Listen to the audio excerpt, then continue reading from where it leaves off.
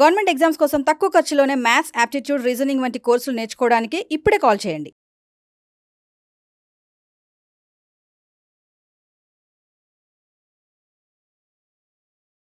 Hi, నేను మీ అనిల్ నాయర్. చాలా మంది స్టూడెంట్స్ 2025 అనేది చాలా కీలకమైన సంవత్సరము. ఎవరికి? Competitive examination ఆస్పిరెంట్స్కి. ప్రాబబ్లీ ఇప్పుడు మనకు ఆర్ఆర్బి గ్రూప్ డి నోటిఫికేషన్ వచ్చింది, ఆర్ఆర్బి ఎన్టీపీసీ ఉంది, దాని తర్వాత ఫారెస్ట్ బీటా ఆఫీసర్, ప్రాబబ్లీ ఎస్సీకి సంబంధించి ఒక రైట్ కంప్లీట్ దాని క్లారిటీ రాగానే పలు రకాల నోటిఫికేషన్స్ మనకు తెలంగాణలో రాబోతున్నాయి. అలానే ఆంధ్రప్రదేశ్లో కూడా పలు రకాల నోటిఫికేషన్స్ మనకు రాబోతున్నాయి. ఇవన్నీ నోటిఫికేషన్స్కి స్టూడెంట్స్ రైట్ ఒక ప్రిపరేషన్ చేస్తారు, సిలబస్ పరంగా చదువుతారు, రైట్ కొంతమంది సెలెక్ట్ అవుతారు, ఎక్కువ మంది రిజెక్ట్ అవుతారు. అది మనం కొన్ని సంవత్సరాల నుంచి చూస్తున్నాము. నేనేం చేశానంటే గత 10 సంవత్సరాల నుంచి ఈ 1% ఆఫ్ స్టూడెంట్స్ ఎవరైతే సెలెక్ట్ అవుతున్నారో వాళ్ళు ఏం చేస్తున్నారు, వాళ్ళ ప్రిపరేషన్ ఎలా ఉంది, ఎవరైతే 99% విఫలమవుతున్నారో వాళ్ళు ఏమి చెయ్యట్లేదు, ఏమేమి మిస్టేక్స్ చేస్తున్నారు అని చెప్పి ఒక రీసెర్చ్ లాగా నేను ఒక రీసెర్చ్ చేయడం జరిగింది. ఆ రీసెర్చ్ నుంచి కొన్ని నాకు ఇంపార్టెంట్ ఇన్పుట్స్ నాకు వచ్చాయి. ఆ ఇన్పుట్స్ని నేను ఇప్పుడు మీకు వీడియో రూపంలో పెట్టే ప్రయత్నం చేస్తాను. దయచేసి వీడియో చివరి వరకు చూడండి. వీడియో కనుక మీకు నచ్చినట్టు అవుతే దయచేసి మీ సర్కిల్లో, మీ ఫ్రెండ్ సర్కిల్లో కానీ, మీ ఫ్యామిలీ సర్కిల్లో కానీ, మీ రిలేటివ్ సర్కిల్లో కానీ, నైబర్హుడ్ సర్కిల్లో కానీ, మీ ప్రొఫెషనల్ ఆఫీస్ కొలీగ్ సర్కిల్లో కానీ ఎవరైతే కాంపిటేటివ్ ఎగ్జామ్ ఆస్పిరెంట్స్ ఉన్నారో వాళ్లకు ఈ వీడియో షేర్ చేసే ప్రయత్నం చేయండి. చాలా మంచి వీడియో. చాలా మంది స్టూడెంట్స్ ఈ వీడియో చూసి ఏదో ఒక పాయింట్స్లో కనెక్ట్ అవుతారు. వాళ్ళు ప్రిపరేషన్లో కనుక రిజెక్ట్ అయి ఉంటే వాళ్ళు ఎందుకు రిజెక్ట్ అయ్యారు అనే సెల్ఫ్ ఇంట్రోస్పెక్షన్ కూడా రైట్ వచ్చే ఛాన్సెస్ ఎక్కువగా ఉన్నాయి. మీరు సక్సెస్ అవ్వడానికి మీరు తీసుకోవాల్సిన జాగ్రత్తలు ఏంటి, మీరు ఫెయిల్ అవ్వడానికి మీరు చేసిన తప్పులేంటి అని చెప్పే ప్రయత్నం చేద్దాం. ఫస్ట్ థింగ్, మొట్టమొదటికి చాలా మంది స్టూడెంట్స్ చేసే తప్పు ఏంటంటే రైట్ క్వాంటిటీ ఆఫ్ థింగ్స్. వాళ్ళ స్టడీ హాల్లో చూస్తే 5-6 పుస్తకాలు ఉంటాయి. రైట్, వాళ్ళు ఇంతకు ముందు నోట్సులు రాసుకున్నారా? చాలా నోట్సులు రాసుకున్నారు. చాలా కోర్సులు తీసుకున్నారా? చాలా కోర్సులు తీసుకున్నారు. కానీ సక్సెస్ అయ్యారా? కాలేదు. ఎందుకు కాలేదని అంటే right overflow of information. Right, quantity మీద సాల్వ్ చేయకుండా క్వాంటిటీ అనేది చాలా ఇంపార్టెంట్. ఎక్కువ ప్రాబ్లమ్స్ సాల్వ్ చేయాలి, కానీ ఎక్కువ వెరైటీ ఆఫ్ ప్రాబ్లమ్స్ సాల్వ్ చేయాలి. వెరైటీ ఆఫ్ ప్రాబ్లమ్స్ సాల్వ్ చేయకుండా రైట్ మీకు ఆ కాన్సెప్ట్ మీద మీకు క్లారిటీ రాదు. అంటే ఫర్ ఎగ్జాంపుల్ మీకు సపోజ్గా నేను ఒక ఎగ్జాంపుల్ తీసుకుంటాను, అరిథమెటిక్ తీసుకుంటాను. చాలా ఇంపార్టెంట్ ఉన్న టాపిక్. అరిథమెటిక్లో right most non zero digit ఎప్పుడు యూజ్ చేయాలి, ప్రైమ్ నంబర్ ఎప్పుడు యూజ్ చేయాలి, భాజనీయతా సూత్రాలు ఎప్పుడు యూజ్ చేయాలి, లాస్ట్ 2 డిజిట్స్ ఎప్పుడు యూజ్ చేయాలి, యూనిట్ డిజిట్ ఎప్పుడు యూజ్ చేయాలి, ఆన్సర్ ఆప్షన్ ఎలిమినేషన్ ఎప్పుడు చేయాలి, ఎప్పుడు అప్రాక్సిమేషన్ యూజ్ చేయాలి. ఒక 7-8 ఇంపార్టెంట్ టూల్స్ ఉన్నాయి. మనము అరిథమెటిక్లో చాలా ఈజీగా ఆన్సర్లు రావడానికి ఇవి పద్ధతులు. ఈ పద్ధతులు మీరు 10 ప్రాబ్లమ్స్ సాల్వ్ చేస్తే ఏ మెథడ్ ఎక్కడ అనేది మీకు తెలియకపోవచ్చు. అంటే మీరు maximum number of problems solve చేయాలి, maximum number of variety of problems solve చేయాలి. వెరైటీ అనేది ఎప్పుడు గుర్తుపెట్టుకోండి sir, quality of the content. Quality is always greater than quantity. 1-2 పుస్తకాలు చదవండి, రైట్ మనకు ఆ పుస్తకంలో రైట్ వెరైటీ ఆఫ్ ప్రాబ్లమ్స్ ఉండాలి. ఇప్పుడు అనిల్ నాయర్ క్లాసెస్లో మోస్ట్ లైక్లీ మనకు ఫిబ్రవరి ఎండ్ వరకు maximum arithmetic advance maths Telugu medium class notes కూడా వచ్చే ప్రయత్నాలు ఉన్నాయి. దాంట్లో గనక మీరు బుక్ అబ్జర్వ్ చేస్తే చాలా వెరైటీ ఆఫ్ ప్రాబ్లమ్స్ ఉంటాయి. వెరైటీ ఆఫ్ ప్రాబ్లమ్స్ చేయండి, క్వాంటిటీ మీద పడకండి. దయచేసి మీరు గనక తప్పు చేసుంటే ఇమీడియట్గా ఆపేసేయండి. ఇష్టం వచ్చినట్టు పుస్తకాలు కొని, ఇష్టం వచ్చినట్టు యాప్లు కొని, ఒక్కొక్కరు 200కి 300కు నేను చెబితే మీకు కొంచెము హాస్యాస్పదంగా ఉంటుంది. 400 రూపాయల కోర్స్ తోటి మీకు ఎస్ఎస్సి సిజిఎల్ జాబ్ వస్తుందా సార్? ఎస్ఎస్సి సిజిఎల్లో ఆ ఎగ్జామ్ స్టాండర్డ్ ఏంటి సార్? ఆ ఎగ్జామ్లో ఉన్న సిలబస్ ఏంటి? ఆ ఎగ్జామ్లో సిలబస్లో అడిగే క్వాలిటీ ఆఫ్ క్వశ్చన్స్ ఏంటి? అంత క్వాలిటీ మీకు ఇచ్చేటప్పుడు 400గా 500 రూపాయలకి ఎట్లా వస్తుంది సార్? రైట్, మీరు కొంచెం లాజికల్గా ఆలోచించాలి. అది సెంట్రల్ గవర్నమెంట్ ఉద్యోగము, only arithmetic, number system, algebra, geometry, mensuration, trigonometry, coordinate geometry ఇవన్నీ కలుపుతూనే ఉంటే, కూర్చొని చదువుతూనే ఉంటే మినిమం 8 నెలల టైం పడుతుంది. మినిమం 8 నెలలు, మినిమం 300+ గంటలు, అది కూడా మ్యాథ్స్ అండ్ రీజనింగ్ మీదనే మినిమం అంటున్నా. ఇంకో 1.5x కూడా వేసుకోవచ్చు. Quality of the course, quality and price ఎప్పుడూ కూడా లీనియర్ ఈక్వేషన్ లా ఉంటుంది సార్. x=y. ప్రైజ్ ఎక్కువ ఉందంటే అక్కడ ఏదో మీకు తక్కువలో దొరికే దానికంటే ఎక్కువ దొరుకుతుందని అర్థం. అది క్లారిటీ తెచ్చుకోండి. దాని తర్వాత do not spend too much time practicing the same kind of questions. చాలా ఇంపార్టెంట్ పాయింట్. మనం ఏం చేస్తామంటే, మనకు 3 రకాల స్టూడెంట్స్ ఉన్నారు. ఒక రకమైన స్టూడెంట్స్కి రీజనింగ్ ఇంపార్టెంట్, రీజనింగ్ కొంచెం రీజనింగ్ వచ్చు కాబట్టి రీజనింగే ఎక్కువ చేస్తూనే ఉంటారు. సెకండ్ రకమైన స్టూడెంట్స్ మ్యాథ్స్ వాళ్ళ ఫేవరెట్ టాపిక్, స్కూల్లో మ్యాథ్సే ఎక్కువ సాల్వ్ చేస్తూనే ఉంటారు. ఎందుకంటే ఆన్సర్లు వస్తాయి కాబట్టి ఒక అవుట్కమ్, హ్యాపీ మూమెంట్ ఫీలింగ్. ఒక స్టూడెంట్స్ ఇంగ్లీష్ బాగా చేస్తారు, అప్పర్ మిడిల్ క్లాస్ బాగా వచ్చిన వాళ్ళు English they are very comfortable కాబట్టి ఇంగ్లీష్ సెక్షన్ మీదనే ఎక్కువ ఎంఫాసిస్ చేస్తారు. సిలబస్లో ఏ టాపిక్ ఉంది, టాపిక్కి ఎన్నెన్ని క్వశ్చన్లు వస్తున్నాయి. మీరు ఇప్పుడు బ్యాంక్ ఎగ్జామ్ తీసుకున్నారనుకోండి, ప్రిలిమ్స్లో మీరు కట్ ఆఫ్ క్లియర్ అవుతానే మెయిన్స్కి వెళ్ళాలి. దాంట్లో మ్యాథ్స్, రీజనింగ్, ఇంగ్లీష్ మూడింటి మీద ఈక్వల్ వెయిటేజ్ ఇవ్వాలి. దయచేసి ఒక పర్టికులర్ సెక్షన్ మీద టైం ఎక్కువ స్పెండ్ చేసి హ్యాపీ మూమెంట్స్ ఇన్పుట్ తీసుకోకండి. ఎగ్జామ్కి ఏది అవసరమో అది చెయ్యండి. మీరు ఈజీ థింగ్స్ చేస్తున్నారు, నేను మీకు రైట్ థింగ్స్ చేయమని చెప్తున్నాను.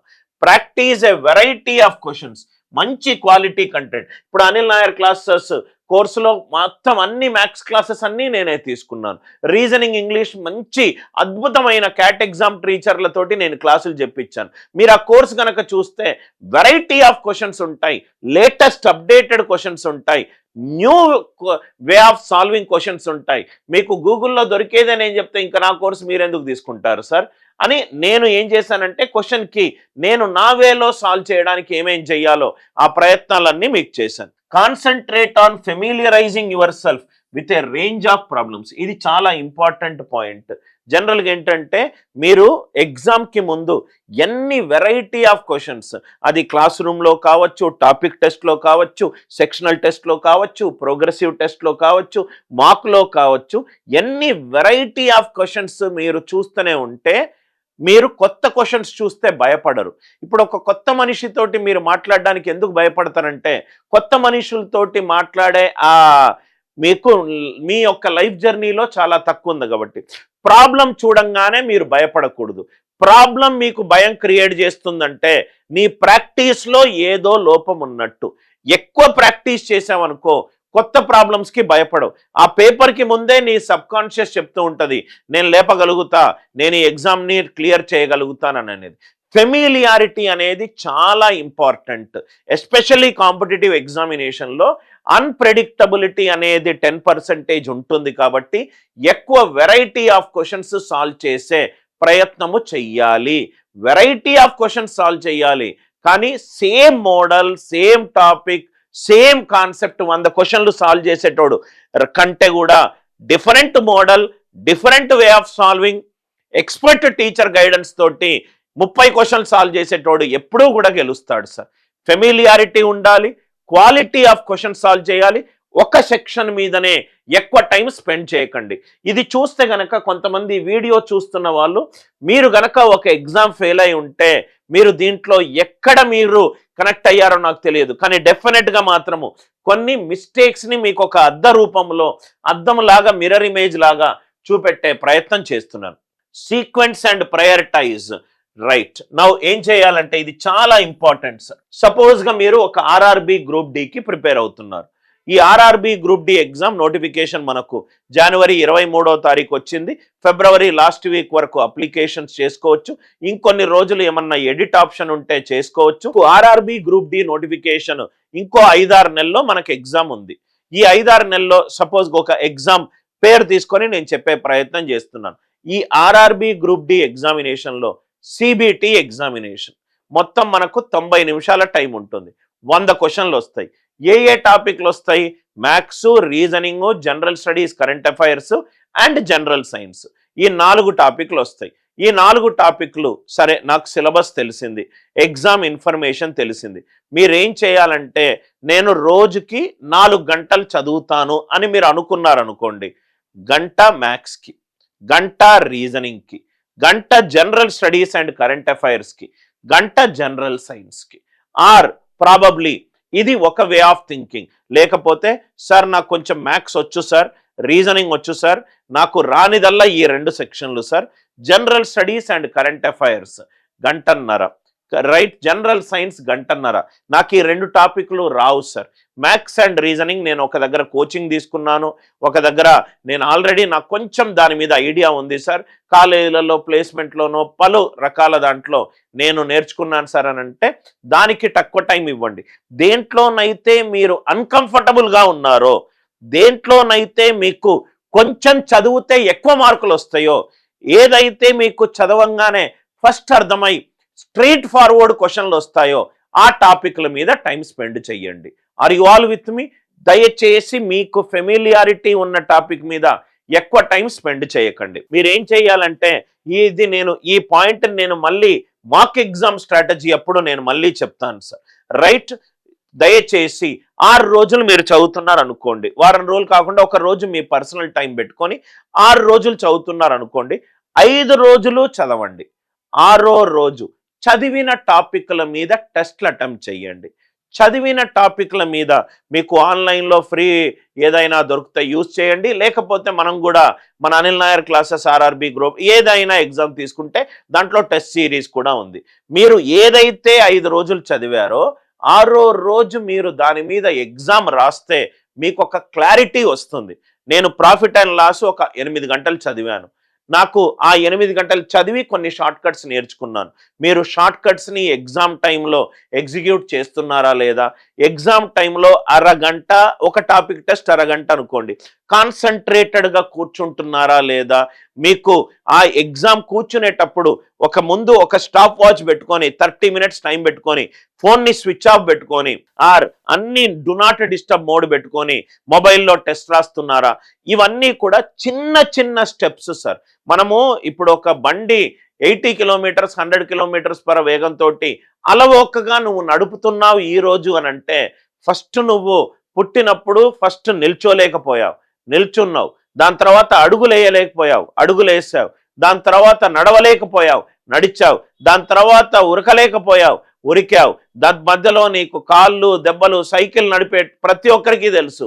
ఫస్ట్ కొన్ని ఛాన్సెస్లో మనం ఫెయిల్ అయిపోతాము, కొంచెం మనకు రైట్ ఒక రకమైన బ్లడ్ కూడా వస్తుంది. కానీ అవన్నీ దాటుతూనే కదా నువ్వు కంఫర్టబుల్గా ఇప్పుడు చదువుతున్నావు. అంటే మీరు రాసే ఫైనల్ ఎగ్జామ్కి ముందు ఆ ఎగ్జామ్ ఎన్విరాన్మెంట్లో నువ్వు చాలా డయాగ్నోస్టిక్ టెస్ట్లు నువ్వు అటెంప్ట్ చెయ్యాలి. అలా చేస్తేనే నీకు రైట్ ఆ ఎగ్జామ్ ఎన్విరాన్మెంట్ కానీ, డైరెక్ట్గా నేను ఫైనల్ ఎగ్జామ్కి వెళ్ళి ఒక హాల్ టికెట్ ప్రింట్ తీసుకొని వెళ్ళి రాస్తాను అని అంటే నువ్వు అసలు ఏ సైన్స్ యూజ్ చేయట్లేదు. నువ్వు అసలు ఆ ఎగ్జామ్ కంటే ఇప్పుడు ఎట్లా అంటే, ఎందుకు సార్ ఈ క్రికెట్ ఆడే వాళ్ళందరూ కూడా డైరెక్ట్గా ఇంటర్నేషనల్ మ్యాచ్ ఆడొచ్చు కదా? ఈ రంజీ ట్రాఫీ ఆడడం ఎందుకు, దిలీప్ ట్రాఫీ ఆడడం ఎందుకు, ఐపీఎల్ ఆడడం ఎందుకు, ఛాంపియన్స్ లీగ్ ఆడడం ఎందుకు? ఇది ఒక్కొక్క స్టెప్ నుంచి ఆటుకుంటూ వస్తే ఒక టెంపర్మెంట్ వస్తుంది, ఒక సస్టైనబిలిటీ వస్తుంది. మనకు చిన్న చిన్న మ్యాచ్ల నుంచి మనం ఆ తప్పులు కరెక్ట్ చేసుకుంటూ వెళ్తేనే కదా మనము ఫైనల్ ఇంటర్నేషనల్ క్రికెట్ మ్యాచ్లో మనము కొన్ని బిలియన్ పీపుల్ వాచ్ చేస్తూనే ఉంటే పర్ఫామ్ చేసేది. అంటే క్రికెటర్సే step by step school level నుంచి డిఫరెంట్ టోర్నమెంట్స్ ఆడుతూ ఇంటర్నేషనల్కి వెళ్ళినప్పుడు మన ప్రిపరేషన్ కూడా అలా ఎందుకు చేయకూడదు? మనం వారానికి ఒకసారి ఒక టాపిక్ టెస్ట్ ఎందుకు అటెంప్ట్ చేయకూడదు? 10 రోజులకు ఒకసారి ఒక మాక్ టెస్ట్ ఎందుకు అటెంప్ట్ చేయకూడదు? మనం అనుకున్న మనకు ఈ ఉద్యోగం రావాలి అని చెప్పి మనము డిసైడ్ చేసి, నేను ఈ ఉద్యోగంలో సెలెక్ట్ అవ్వాలి అని నువ్వు అనుకున్న డ్రీమ్కి నువ్వెందుకు దానికి రెస్పెక్ట్ ఇవ్వట్లేదు? నువ్వు వేరే పనులకు ఇచ్చే రెస్పెక్ట్ నీ కెరీర్ మీద నువ్వెందుకు ఇవ్వట్లేదు అని నిన్ను నువ్వు ఆలోచించుకోవాలి సార్. ప్రయారిటైజ్ చేసుకోండి.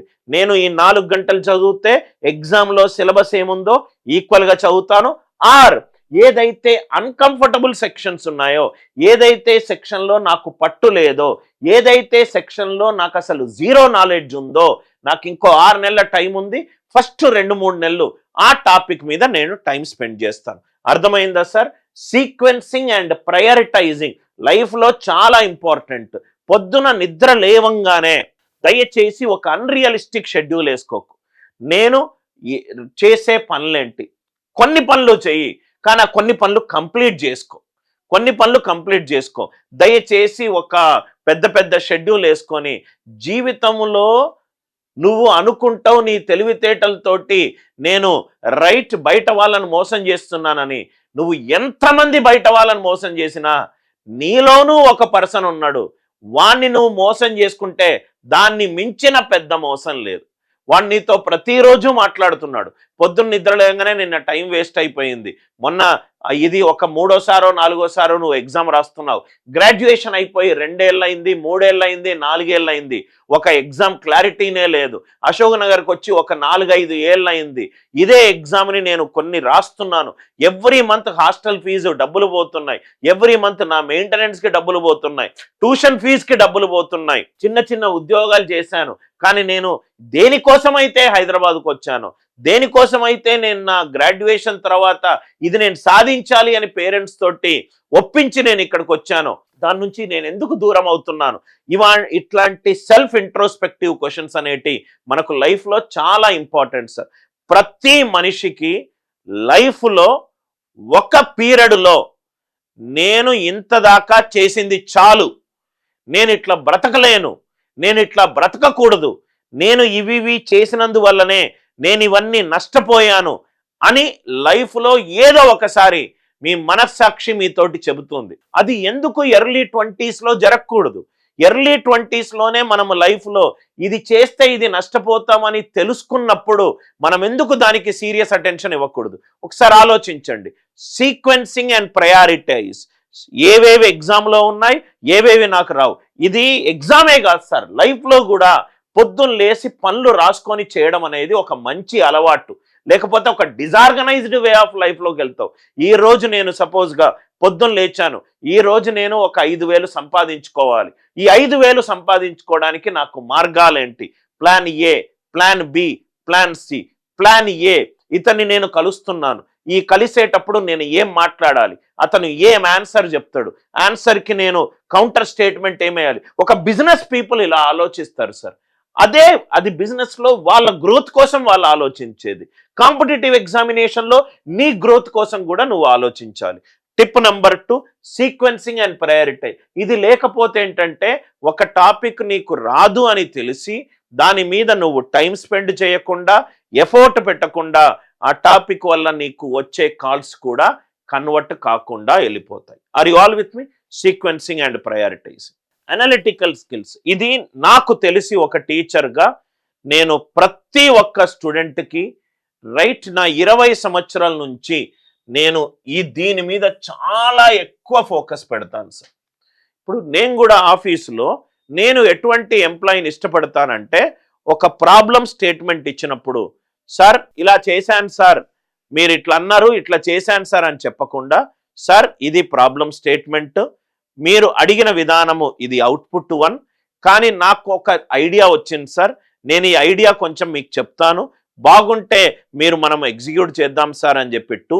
పాయింట్ నెంబర్ 3, సార్ మీరు చెప్పింది నాకు అర్థమైంది, కానీ మీరు చెప్పిన దాంట్లో నాకు కొన్ని డౌట్స్ ఉన్నాయి, ఆ డౌట్స్ నాకు క్లారిఫై అవుతే ఇంకా బాగా అర్థమవుతుంది, ఇంకా మంచి అవుట్కమ్ వస్తుంది అని. ఈ 3 చూడండి సార్, ఎంత క్లారిటీ ఆఫ్ థాట్ ఉంది ఎంప్లాయీకి. అడిగింది చేసి పెడుతున్నాడు, అడిగిన దానికంటే తొంత తెలివి యూజ్ చేసి వెళ్ళిపెడుతున్నాడు, అడిగిన దాంట్లో క్లారిటీ మిస్ అయితే అడుగుతున్నాడు.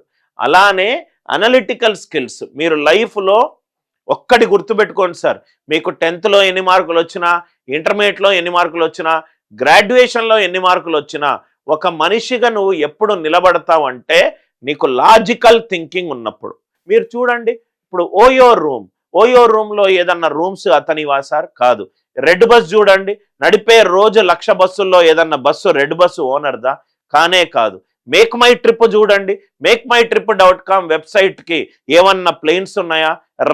మీరు వెహికల్ నడిపించే ర్యాపిడో వాడు ఏమన్నా బండ్లు కొన్నాడా, ఊబర్ వాడు ఏమన్నా కార్లు కొన్నాడా?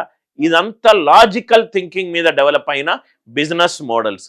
అలానే మీరు కూడా మీరు ఏం చేయాలంటే, చాలా మంది స్టూడెంట్స్ ఏం చేస్తారంటే, ఇది మీరు తెలిసి తప్పు చేస్తారు, దీనికి కొంచెం బాధ్యత టీచర్స్ది కూడా ఉంది అండ్ స్టూడెంట్స్ది కూడా ఉంది. స్టూడెంట్స్ ఒక పేపర్ ఇస్తారు, జనరల్గా ఇన్స్టిట్యూట్లో ఒక పేపర్ ఇస్తారు, 10 నిమిషాలు సాల్వ్ చేయమంటారు, 20 నిమిషాలు సాల్వ్ చేయమంటారు, ఆ 20 ప్రాబ్లమ్స్ని సాల్వ్ చేస్తారు క్లాస్లో.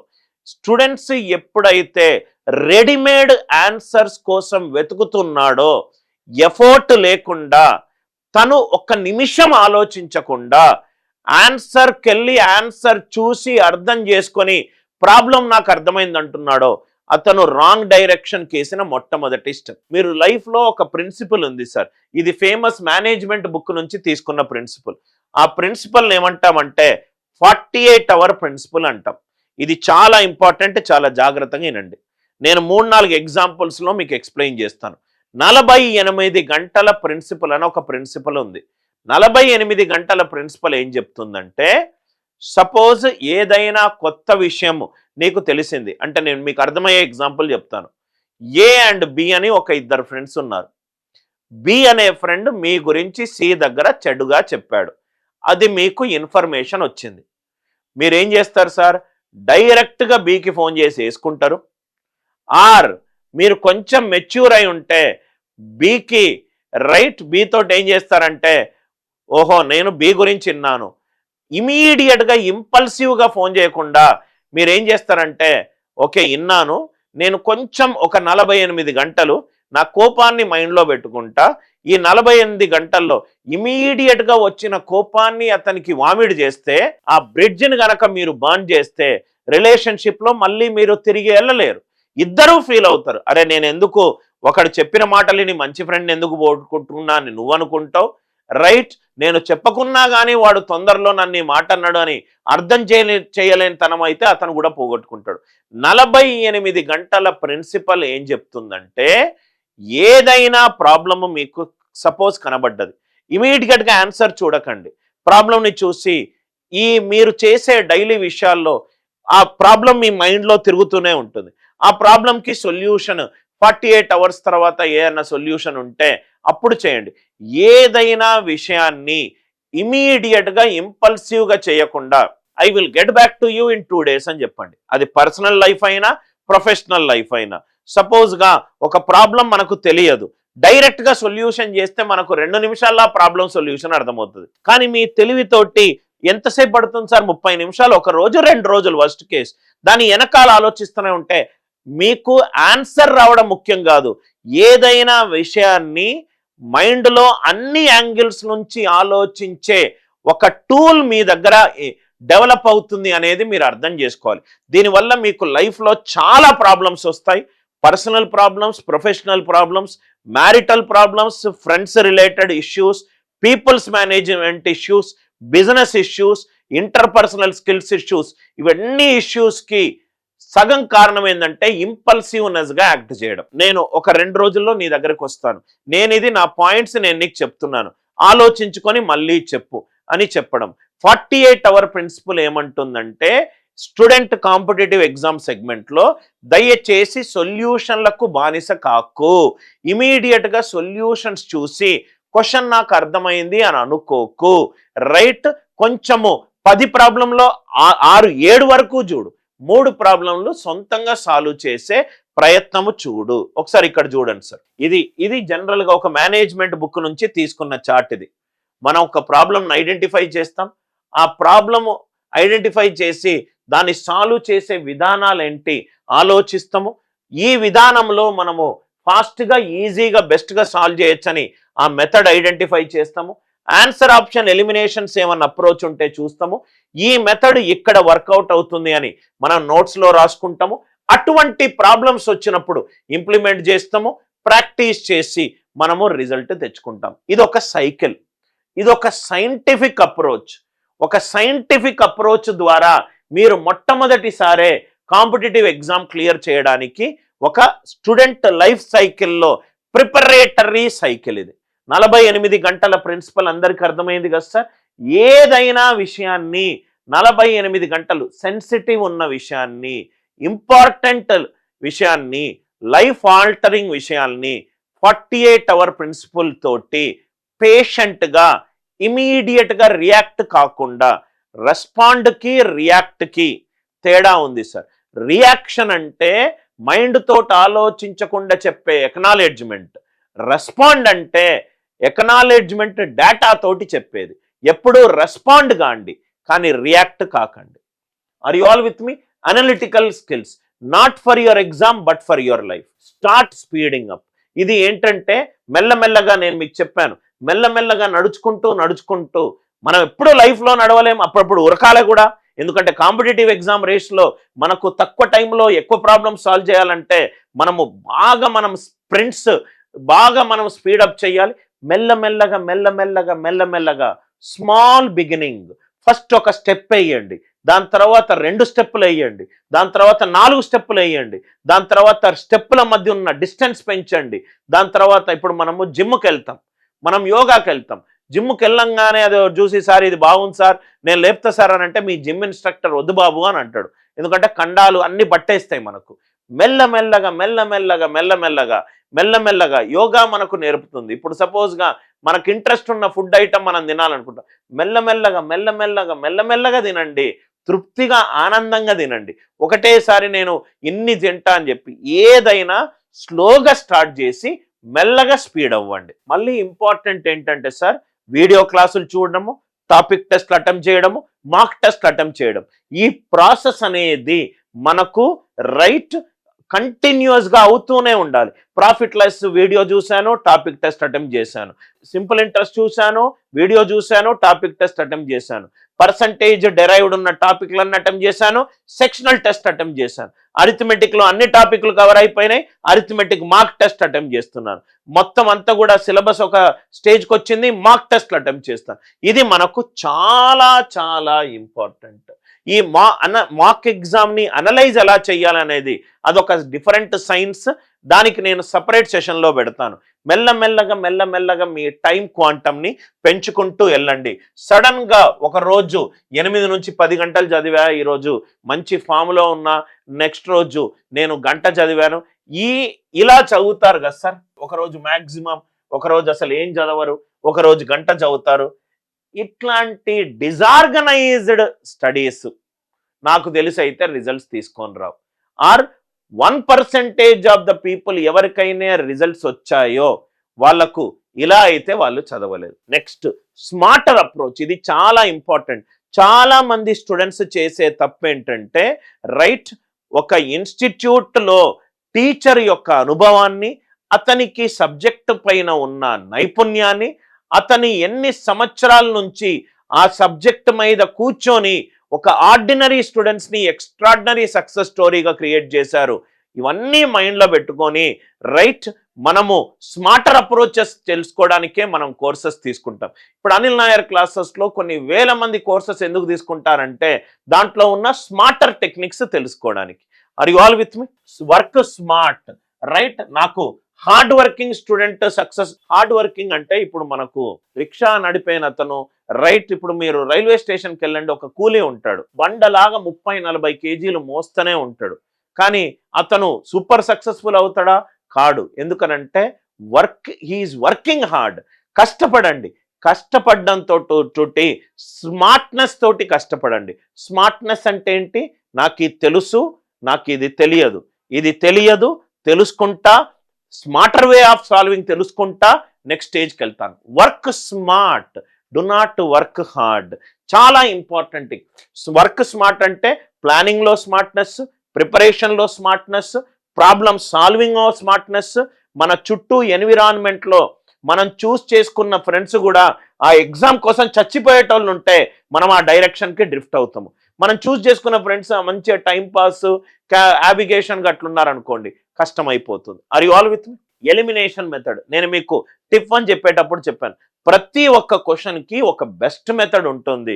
అది అన్ని క్వశ్చన్లకు కాకుండా దాని మెరిట్ పైన ఆ క్వశ్చన్ని మనం సాల్వ్ చేయాలి. బాల్ ఎలా పడుతుంది చూసి బ్యాట్స్మెన్ గేమ్ ఆడతాడు. ఒకటే షాట్ తోటి అన్ని బాల్ ఆడాడు. టాస్క్ అయితే ఒక రకంగా ఆడతాడు, ఒక హాఫ్ సైడ్ ఉంది, ఒక లెగ్ సైడ్ ఉంది, ఒకటి బిహైండ్ ద వికెట్ ఉంది, ఒకటి స్ట్రైట్ ఉంది, ఒకటి వికెట్ కీపర్ వెనకాల ఉంది, ఒకటి స్లిప్ ఉంది. రైట్? ఎందుకు సార్ బ్యాట్ పట్టుకొని నేను ఎప్పుడు లెగ్ సైడ్ కొడతానంటే ఆడు ఎప్పుడు గొప్ప క్రికెటర్ గాడు. గొప్ప క్రికెటర్ ఎవరంటే అన్ని యాంగిల్లోనూ బాల్ని ప్లే చేసేవాడు. సో అదే స్ట్రాటజీ ఇక్కడ కూడా. క్వశ్చన్లకు ఆన్సర్ ఆప్షన్ ఎలిమినేషన్ అప్రోచ్ ఉంది, క్వశ్చన్లో అప్రాక్సిమేషన్ అప్రోచ్ ఉంది, క్వశ్చన్కి స్ట్రైట్ ఫార్వర్డ్ అప్రోచ్ ఉంది. మెరిట్ని బట్టి మనం ఆ క్వశ్చన్ని సాల్వ్ చేయాలి. Are you all with me? Don't get obsessed with problems. ఇది చాలా మంది చేసేది. మీరు ఎవరైనా ఇది రిపీటర్స్కి సార్, మీరు ఎప్పుడైనా ఏదైనా state and central government exam రాసుంటే నేను చెప్పేది మీరు కోరిలేట్ అవుతారు. ఎగ్జామ్ రాసేటప్పుడు ఒక క్వశ్చన్ ఉంటుంది, నాకు ఈ క్వశ్చన్ రాదా, నాకు ఈ క్వశ్చన్ రాదా అని చెప్పి ఆ క్వశ్చన్ వెనకాల 2-3 నిమిషాలు టైం స్పెండ్ చేస్తారు. ఆ 2-3 నిమిషాల తర్వాత కొన్ని క్వశ్చన్లు మీకు మళ్ళీ ఆ క్వశ్చన్ల దగ్గరికి, ఎవడయ్యా మీకు ఆ క్వశ్చన్ల మీద గెలవాలి అని చెప్పి గేమ్ నేర్పించినోడు? ఆ క్వశ్చన్ రాకపోతే నెక్స్ట్ క్వశ్చన్, మనకు క్వశ్చన్ రాకపోతే నెక్స్ట్ క్వశ్చన్, ఒకే క్వశ్చన్ మీద నువ్వు క్వశ్చన్లో గెలవాలన్న ప్రయత్నం చూస్తున్నావు కానీ ఎగ్జామ్లో ఓడిపోతావు. దయచేసి మీరు మాక్ ఎగ్జామ్ రాసేటప్పుడు, ఈ పాయింట్, మాక్ ఎగ్జామ్ రాసేటప్పుడు, టాపిక్ టెస్ట్ రాసేటప్పుడు, ఆన్లైన్ టెస్ట్లు రాసేటప్పుడు ఒక పర్టికులర్ ప్రాబ్లం మీద ఎక్కువ టైం స్పెండ్ చేయకు. ఫస్ట్ క్వశ్చన్ రాలేదు వదిలిపెట్టాయి, సెకండ్ క్వశ్చన్ రాలేదు వదిలిపెట్టాయి. కొన్ని పేపర్లలో లాస్ట్ 5 క్వశ్చన్లు ఈజీగా ఉంటాయి, 6 ఆల్టర్నేట్ క్వశ్చన్లు ఈజీగా ఉంటాయి. ఇది ఒక psychological game. First ball right మంచిగా బౌన్స్ వేసాడు, రైట్ వికెట్ కీపర్ దగ్గర పోని, రెండో బాల్ పోని, 6 బాల్లో 1-2 లూజ్ బాల్ దొరుకుతాయి నీకు, దానిని 4 6గా మలుచుకో. ప్రతి బాల్ని కొట్టాలన్న రైట్ ఆవేశంతో మ్యాచ్ ఆడకు. నువ్వు అసలు ఫస్ట్ డెబ్యూ చేసిన 3-4 దాంట్లోనే రిటైర్ అయిపోతావు. గేమ్ అసలు అట్లా ఆడకూడదు. ఆర్ యు ఆల్ విత్ మీ? ప్రాబ్లంకి ఎక్కువ టైం పడుతుందంటే నెక్స్ట్ ప్రాబ్లంకి మూవ్ అవ్వండి. మళ్ళీ ఏంటంటే దయచేసి కొన్ని క్వశ్చన్లను వదిలిపెట్టడం నేర్చుకోండి. ఎన్ని ఎక్కువ క్వశ్చన్లను కరెక్ట్ చేశాము అనేది ఒక ఇంపార్టెంట్ పారామీటర్ అయితే, పేపర్లో వచ్చిన డిఫికల్ట్ క్వశ్చన్లను, ఆ క్వశ్చన్లను టచ్ చేస్తే ఎక్కువ టైం పట్టేది, టచ్ చేయకుండా నువ్వు మిగతా క్వశ్చన్లను సాల్వ్ చేసావు, అక్కడే నీ స్మార్ట్నెస్ కనబడుతుంది. Are you all with me? Difficult ఎక్కువ టైం కన్జ్యూమింగ్ ప్రాబ్లమ్స్ని టచ్ చెయ్యకండి ఫస్ట్ ఇన్నింగ్స్లో. నేను మళ్ళీ మాక్ ఎగ్జామ్ స్ట్రాటజీ చెప్పేటప్పుడు చెప్తాను. Are you all with me? ఇలా గనక మీరు ప్రిపేర్ అయితే ఒక సైంటిఫిక్ అప్రోచ్ ప్రకారము మీరు 0 స్థాయి నుంచి చిన్న స్టెప్స్, నేను ఏదైతే 6 టిప్పులు చెప్పానో అది చేసుకుంటూ వస్తే ఒక స్టేజ్లో మీకు టాపిక్స్ మీద కాన్సెప్చువల్ క్లారిటీ ఉంటుంది. అలా మీరు దాన్ని సస్టైన్ చేసుకుంటూ కన్సిస్టెంట్గా చేసుకుంటూ వస్తే మీరు ఆల్మోస్ట్ కొన్ని మాక్ టెస్టులలో ఆ ఎగ్జామ్కి ప్రీవియస్ ఇయర్ కట్ ఆఫ్ స్కోర్కి దగ్గరగా ఒక 10-15 మార్కులు అటు ఇటుగా వస్తుంది. దాని తర్వాత నుంచి మీకు ఆటోమేటికల్గా రిజల్ట్స్ వస్తాయి. అందుకే కొంతమంది సంవత్సరంలో ఇన్ని ఎగ్జామ్స్ క్లియర్ చేశారు అని అంటూ ఉంటారు. ఎందుకంటే దానికి ఒక సైన్స్ ఉంది సార్. ఎందుకు ఒక కెప్టెన్ రిపీటెడ్గా, ఇప్పుడు మీరు ఆస్ట్రేలియా కెప్టెన్ మెక్కమిన్స్ చూసుకోండి, రైట్, అతను ఎందుకు రిపీటెడ్గా ట్రాఫీలు కడుతున్నాడు? దానికి ఒక సైన్స్ ఉంది, దానికి ఒక science of playing the match ఉంది. ఇలా చేసుకుంటూ వెళ్తే 2025లో మీరు అనుకున్న ఏదైనా ఉద్యోగానికి, ఇది ఒకే యాప్టిట్యూడ్ ఎగ్జామ్కి సంబంధించి కాదు సార్, ఆల్ ఎగ్జామినేషన్కి ఒక ఇంపార్టెంట్ స్ట్రాటజీ వీడియో. ఇలా చేసుకుంటూ వెళ్తే మీకు సక్సెస్ వస్తుంది.